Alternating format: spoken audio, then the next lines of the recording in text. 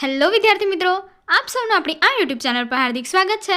આજે હું લઈને આવી છું ધોરણ 11 વિષય કમ્પ્યુટર દ્વિતીય પરીક્ષા પેપર 2026નું સંપૂર્ણ સોલ્યુશન. તો ચાલો આપણે આગળ વધીએ. પરંતુ તે પહેલાં જો તમે આપણી આ યુટ્યુબ ચેનલને લાઇક, શેર અને સબસ્ક્રાઇબ ન કરીએ તો જરૂરથી કરજો.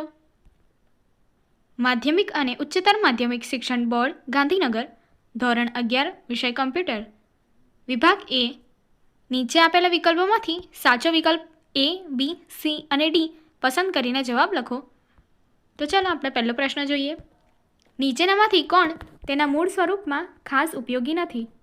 તેનો જવાબ છે A, ડેટા. ત્યારબાદ બીજો પ્રશ્ન, દ્વિપરિમાણીય કોષ્ટકમાં ડેટાની ગોઠવણીને શું કહે છે? એનો જવાબ છે D, રિલેશન્સ. ત્યારબાદ ત્રીજું, RDBMS કયા મોડલ ઉપર આધારિત હોય છે? એનો જવાબ છે B, રિલેશનલ. ચોથો પ્રશ્ન, નીચેનામાંથી કયું ડેટા મોડલ સૌથી સફળ છે? જવાબ છે B, રિલેશનલ. હવે આગળના પ્રશ્નો જોઈએ. પ્રશ્ન 5, દરેક એન્ટિટી માટે કેટલા ટેબલની ડિઝાઇન બનાવવી જોઈએ? એનો જવાબ છે C, અલગ અલગ. પ્રશ્ન 6, નીચેનામાંથી કયા પ્રકારની માહિતી દાખલ કરવા માટે ડેટા ટાઈપ પસંદ કરવામાં આવે છે? એનો જવાબ છે D, આપેલ તમામ, એટલે કે અક્ષર, અંક, વિશેષ ચિહ્ન, અક્ષરો કે ચિહ્ન. ત્યારબાદ પ્રશ્ન 7, સંખ્યાનો સંગ્રહ કરવા માટે કયો ડેટા ટાઈપ વાપરી ન શકાય? જવાબ છે D, ડેટ. આઠમો પ્રશ્ન, નીચેનામાંથી કયા પ્રકારના ફોન્ટ કમ્પ્યુટર સ્ક્રીન પર ઓછા રિઝોલ્યુશનને કારણે વાંચવા મુશ્કેલ છે? જવાબ છે D, એક પણ નહીં. આગળના પ્રશ્ન. પ્રશ્ન નંબર 9, નીચેનામાંથી કઈ ટેકનોલોજીના આગમન અને ફેલાવા સાથે તમામ માહિતીનો સંગ્રહ અને સંચાલન ઇલેક્ટ્રોનિક સ્વરૂપે થાય છે? તેનો જવાબ છે C, ડિજિટલ. પ્રશ્ન 10, ડેટા શીટ વ્યૂ કેટલા ફિલ્ડને સ્ક્રીન ઉપર દર્શાવી શકે છે? જવાબ છે A, મર્યાદિત. પ્રશ્ન 11, ટેબલનો આઇકોન કઈ પેનમાં જોવા મળે છે? તેનો જવાબ છે B, ટેબલ પેન. પ્રશ્ન 12, ટેબલનું માળખું અથવા સ્ટ્રક્ચર જોવા માટે કયા વ્યૂઝનો ઉપયોગ કરવામાં આવે છે?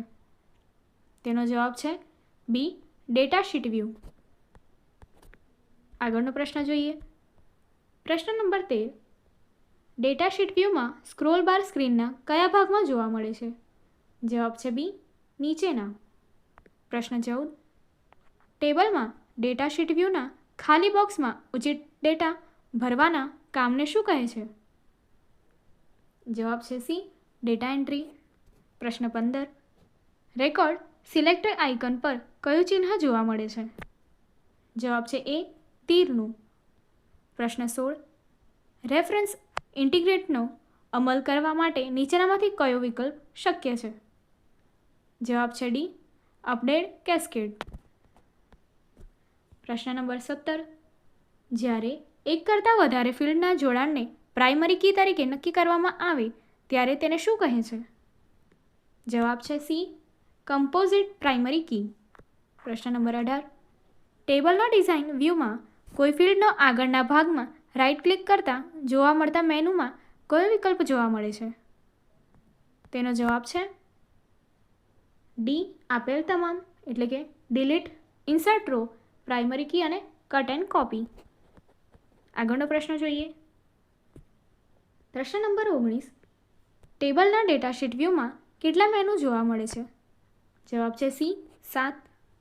પ્રશ્ન નંબર 20, નીચેનામાંથી શું બેઝ વિઝાર્ડ વડે સેટિંગના મહત્તમ લેવલ રજૂ કરે છે? જવાબ છે A, 3. પ્રશ્ન 21, વિગતોના વિશાળ સમૂહને શું કહે છે? જવાબ છે B, ડેટાબેઝ. પ્રશ્ન 22, ક્વેરીની મદદથી ઉપયોગ કરતા ડેટાબેઝમાંથી માહિતી કેવી રીતે મેળવી શકે છે? જવાબ છે D, આપેલ તમામ, એટલે કે પોતાની પસંદગી મુજબ, માપદંડના આધારે, મનપસંદ ગોઠવણી મુજબ. પ્રશ્ન નંબર 23, ડેટાબેઝ મેનેજમેન્ટ સિસ્ટમનો ઉપયોગ કરવાનું મુખ્ય કારણ શું છે? જવાબ છે D, આપેલ તમામ, એટલે કે ક્વેરીની રચના કરવી, ક્વેરીનો સંગ્રહ કરવો. ક્વેરીને જરૂર પડે ત્યારે ઉપયોગમાં લેવાનું. પ્રશ્ન 24. ફિલ્ડ માટેના અર્થપૂર્ણ નામ પસંદ કરવા માટે કોનો ઉપયોગ કરવામાં આવે છે? તેનો જવાબ છે એ. એલાઇસ. ત્યારબાદ આગળનો પ્રશ્ન. વિઝાર્ડ દ્વારા ક્વેરી તૈયાર કરવાની મર્યાદા કઈ છે? જવાબ છે સી. તેમાં માત્ર એક જ ટેબલનો ઉપયોગ કરી શકાય છે. પ્રશ્ન નંબર 26. ક્વેરી ગ્રીડમાં શું જોવા મળે છે? તો જવાબ છે સી. એ અને બી બંને, એટલે કે ટેબલનું નામ અને ફિલ્ડના નામ. ત્યારબાદ આગળનો પ્રશ્ન. એક કે વધુ ફિલ્ડમાં આવેલ વિગતોનો ઉપયોગ કરી દરેક રેકોર્ડ પર આંકડાકીય, તારીખ સંબંધિત કે લખાણ માટેની ગણતરીઓ કરવા માટે કઈ રીતનો ઉપયોગ કરવામાં આવે છે? જવાબ છે એ. કસ્ટમ ગણતરીનો. આગળ પ્રશ્ન 28. માહિતી મેળવવા માટેની કિંમતો માંગણી કરતું ડાયલોગ બોક્સ કઈ ક્વેરી રજૂ કરે છે? જવાબ છે સી. Parameter query. પ્રશ્ન 29. SQL એટલે શું? તો એનો જવાબ છે બી. Structured query language. પ્રશ્ન 30. ફોર્મ બનાવવામાં માટે ફિલ્ડની પસંદગી કરવા કયા પગલાંનો ઉપયોગ કરવામાં આવે છે? જવાબ છે એ. પહેલા. પ્રશ્ન નંબર 31. રિપોર્ટ વિઝાર્ડનો ઉપયોગ કરવા માટે કયા વિકલ્પનો ઉપયોગ કરશો? તો એનો જવાબ છે એ. ટેબલ પર રાઇટ ક્લિક કરી ખુલતા મેન્યુમાંથી રિપોર્ટ વિઝાર્ડ પસંદ કરો. પ્રશ્ન 32. ડેટાબેઝ વિન્ડોમાં રિપોર્ટ્સ આઇકોન પર ક્લિક કરતા જમણી બાજુ કેટલા વિકલ્પ જોવા મળે છે? જવાબ છે એ. 1. પ્રશ્ન 33. રિપોર્ટ વિઝાર્ડ પસંદ કરતા કેટલા ડાયલોગ બોક્સ જોવા મળે છે? જવાબ છે એ. 2. પ્રશ્ન નંબર 34. રિપોર્ટ વિઝાર્ડનું ત્રીજું પગલું કયું છે? જવાબ છે બી. ગ્રુપિંગ. પ્રશ્ન 35. રિપોર્ટ વિઝાર્ડનું ચોથું પગલું કયું છે? જવાબ છે એ. Short option. ત્યારબાદ પ્રશ્ન 36. રિપોર્ટ વિઝાર્ડનું પાંચમું પગલું કયું છે? જવાબ છે સી. Field selection. પ્રશ્ન 37. કયા મુખ્ય ઉદ્દેશ સાથે ફોર્મ તૈયાર કરવામાં આવે છે? જવાબ છે બી. વિગતો દાખલ કરવા માટે. પ્રશ્ન 38. ફોર્મ કયા મુખ્ય ઉદ્દેશો સાથે તૈયાર કરવામાં આવે છે? એનો જવાબ છે ફરી સી. વિગતો દાખલ કરવા માટે. પ્રશ્ન 39. નીચેનામાંથી ઉભરતી ટેકનોલોજી કઈ છે? તો એનો જવાબ છે ડી. આપેલ તમામ, એટલે કે કમ્પ્યુટિંગ, વસ્તુની ઓળખ, ડિજિટલ ફોટોગ્રાફી. પ્રશ્ન 40. નીચેનામાંથી કયો વિકલ્પ મોબાઈલ ઓપરેટિંગ સિસ્ટમનું ઉદાહરણ દર્શાવે છે? એનો જવાબ છે એ. Android iOS સિમ્બિયન. ત્યારબાદ આગળનો પ્રશ્ન. નીચેનામાંથી કયા પ્લેટફોર્મની ઉપલબ્ધતાને કારણે કમ્પ્યુટરની વ્યવસ્થાપકતા શક્ય બની છે? સર્વવ્યાપકતા શક્ય બની છે. તેનો જવાબ છે એ. Cloud computing. પ્રશ્ન 42.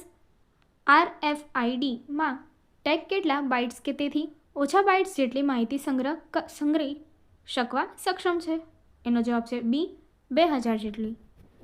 આગળનો પ્રશ્ન. આજકાલ સર્વર કેટલા માપની ક્ષમતા ધરાવતા મળવા લાગ્યા છે? તેનો જવાબ છે ડી. ટેરાબાઇટ. અને આગળનો પ્રશ્ન. બાહ્ય સાધનોનું સંચાલન કરવું કેવું હોય છે? જવાબ છે એ. અડચણરૂપ. પ્રશ્ન 45. NASનું પૂરું નામ જણાવો. તો એનો જવાબ છે નેટવર્ક અટેચ્ડ સ્ટોરેજ. પ્રશ્ન 46.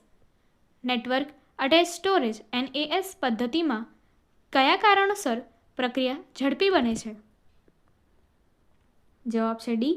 આપેલ તમામ, એટલે કે ફાઇલનો સંગ્રહ, ઓથેન્ટિકેશન, સર્વરમાંથી સંચાલન દૂર કરવાથી, એક જ પ્રોસેસર સંસાધન પર ભારણ ઘટાડવાથી. ત્યારબાદ નીચેના પૈકી કયું ક્લાઉડ કમ્પ્યુટિંગ મોડેલ નથી? જવાબ છે સી, BAS એટલે કે બાસ. ત્યારબાદ પ્રશ્ન 48, નીચેના પૈકી કયું સંગ્રહ સાધનોના નેટવર્કનો નિર્દેશ કરે છે જેનો નેટવર્ક દ્વારા ઉપયોગ કરી શકાય છે? જવાબ છે ડી, સ્ટોરેજ એરિયા નેટવર્ક. પ્રશ્ન 49, નીચેના પૈકી કયું પદ ડાયનેમિક વાતાવરણમાં સેન્સર અને એક્ચ્યુએટરના ઉપયોગ દ્વારા મશીન કેટલી કાર્યક્ષમતાથી કાર્ય કરી શકે છે તે શોધી કાઢતા અભ્યાસને રજૂ કરે છે? તેનો જવાબ છે સી, રોબોટિક્સ. ત્યારબાદ પ્રશ્ન 50, ટેકનોલોજી માનવ જીવનનો કેવો ભાગ બની ગઈ છે?